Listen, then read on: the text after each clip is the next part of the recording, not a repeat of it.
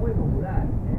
Tanto en el que, bueno, lo tomó como un lugar vacacional la clase alta, la aristocracia europea, la alta burguesía europea, ¿eh? Ahí se construyó un balneario, correcto, a mediados del siglo XIX, pero que, bueno, es una maravilla, ¿eh?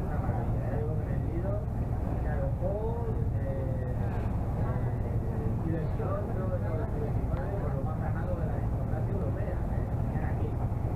Se organiza el Festival de Cine de Venecia, se organiza. Funcionó durante mucho tiempo esta iglesia de tierra como una especie de manicomio, ¿eh? En la polilla, como la locura, ¿no? Entonces fue un lugar un poco siniestro, ¿eh? Algunas iglesias tuvieron en este caso fueron prisiones, pero la principal prisión estuvo en el Palacio Ducal, ¿verdad? Por Venecia, en el siglo XIV. Desde las partes de la población de Europa, pues no se nada, por Venecia. Algunas islas, pero también como la María. Pero después, por maníacos, de Manaboca, Medoria, de la Lara Una, la última tarde, de quien quiere rebajar por una zona de Bostónica. Es una zona muy bonita, está compuesta de hasta 30 pabellones, que se construyeron muchos de ellos pues, después de la decisión de Napoleón, pues ya recordaremos históricamente, durante la europeos importantes como Carlos Tasma, como McDonald, Alto o Joseph Fox. La Bienal es un certamen que se celebra desde el año 1995 aproximadamente y que en realidad cada año cambia. Un año está dedicado a exposiciones de arte, de las cosas, de los pabellones nacionales, todos los días, pero bueno, son artistas internacionales, en la Bienal de Arte. Y otro año, el siguiente, Serna, está dedicado a todos los jardines de la Bienal que van quedándose a la derecha. Y ahora vamos ya llegando a lo que es la ciudad de Venecia, estamos llegando ya a la transición del barrio del Cartero hacia el barrio del San Marcos, el barrio de San Marcos, esa maravilla. Una ciudad, bueno, pues encontramos obras de los más grandes pintores venecianos, Tintoretto, Tiziano, Leonel, bueno, estarían representados tanto ahí como en algunas otras muchas iglesias de Venecia, la de San Marcos, las dos famosas columnas, columna del León, la de, bueno, en realidad parece San Jorge, pero no es San Jorge, es otro santo, es el otro columna de oro, creo que era. Está como matando al León.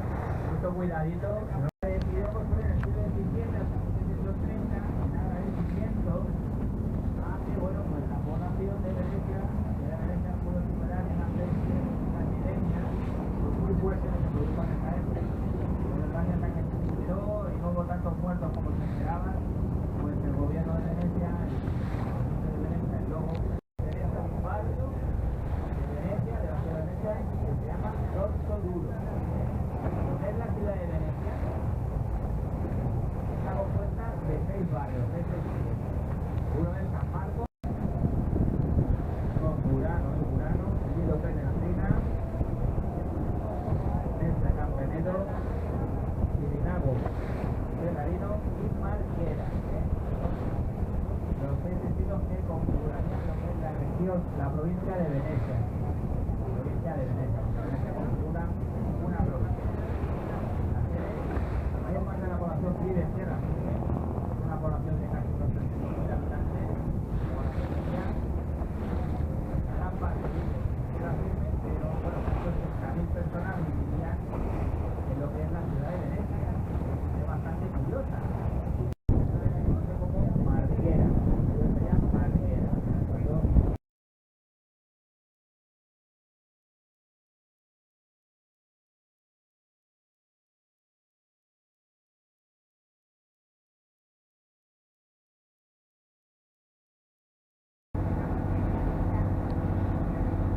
Está torcida pero cantidad, ¿eh?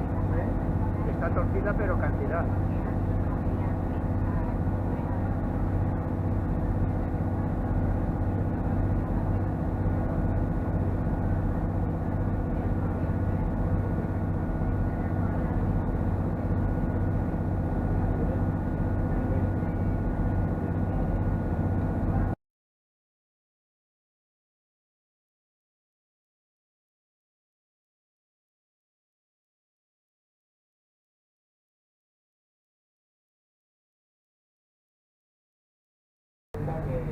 piezas tienen más valor, más belleza.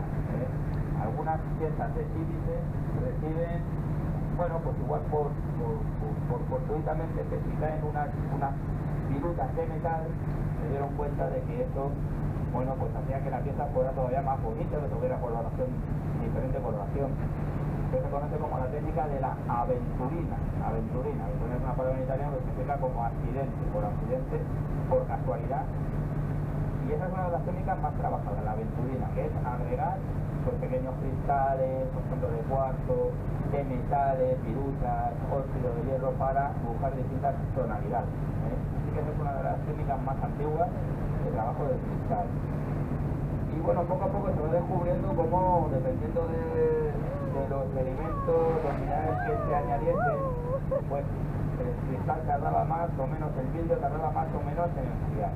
Por ejemplo, era importante el añadido del sodio, el sodio, soda, porque el sodio retrasa el enfriamiento, pero produce piezas más opacas. Claro, esto de hierro tiene que trabajar muy rápido, lo vais a ver, porque bueno, la pieza tarda poco tiempo en enfriarse, tarda poco tiempo en ser maleable.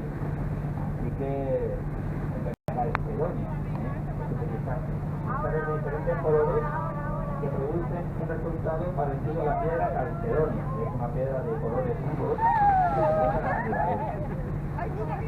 Tenemos también, a partir del siglo XV... Marita, como me coge, te me enfado, ¿eh? El descubrimiento del cristal. Y la base principal del cristal es el cuarzo. Añadir el cristal de cuarzo a la arena, pues que venga, se estropee, se rompa. Eso es algo muy habitual. Así que son técnicas muy complicadas de trabajo. El control, por ejemplo, de la temperatura, los hornos se ponen haciendo cada vez más sofisticados. Es muy importante controlar la temperatura. Y son técnicas que el de Bohemia utilizaba, por ejemplo, la base del sodio, eran piezas más opacas, el vidrio era algo más duro. Comenzó a decorarse con el grabado, mediante grabado, y claro, todo aquello llamó la atención. Así que bueno, pues hubo una crisis importante respecto al cristal de Murano, que tuvo que acondicionarse a los nuevos gustos, e incluso copiar a lo que se estaba realizando en Bohemia, para estar un poquito de nuevo en el top. Y la verdad que, bueno, siempre ha habido, pues eso, mucho recelo,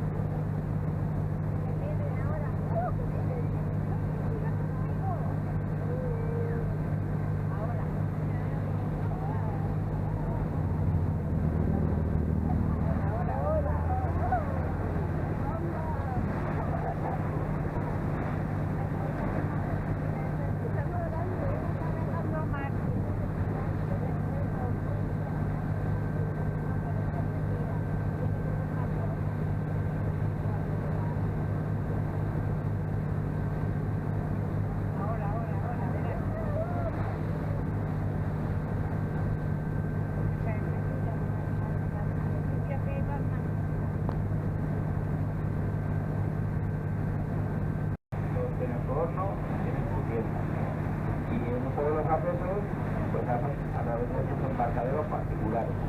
Nosotros vamos a entrar directamente a una de las fábricas de cristal, directamente a estos embarcaderos, y ahí nos recogerá el barco a la vuelta. Entonces ahora vamos a pasar directamente a ver la demostración, ¿de acuerdo? Ahí tenéis también baños públicos, y cuando termine la demostración, que bueno, no dura mucho, se pasa directamente a la tienda, ¿de acuerdo? Entonces ahí, bueno, pues ya cada uno es muy libre de encontrar lo que quiera. Las personas que no queráis, que no estéis interesados, pues me decís, yo salgo, os digo dónde vamos a quedar, una plazoleta que hay al ladito de la cristalería, ahí quedaremos todos a la 1:05, donde yo os diga, a la 1, 1:05, quedamos todos allí, y os explicaré cómo puede llegar a lo que es bueno, la zona del Gran Canal. Este sería el canal principal de Lugano. Está dividido también en 4 distritos principales. Este es el faro, como otro faro que mira hacia Venecia. Digamos que esto es lo que mira hacia mar abierto. Entonces normalmente los barcos suelen entrar por esta entrada principal, ¿vale? Desde la plaza donde está la cristalería, estamos ya llegando, podéis salir directamente al faro y este paseo es muy bonito. Aquí tenéis una vista de Venecia, que lo tenemos enfrente. Allá a la izquierda vemos lo que es la isla de San Miguel, que es donde está el cementerio de San Miguel, pues de los cipreses. Lo que hay enfrente es Venecia y el barrio de Carnarrey. Este sería el canal principal. Nosotros vamos directo ya, estamos llegando a la fábrica. Así que recuerdo, después la hora de la vuelta, donde yo os diga, que es una plazoleta que tenemos aquí pegadita a la fábrica, a la 1:05. Luego os indicaré exactamente el punto. Bueno.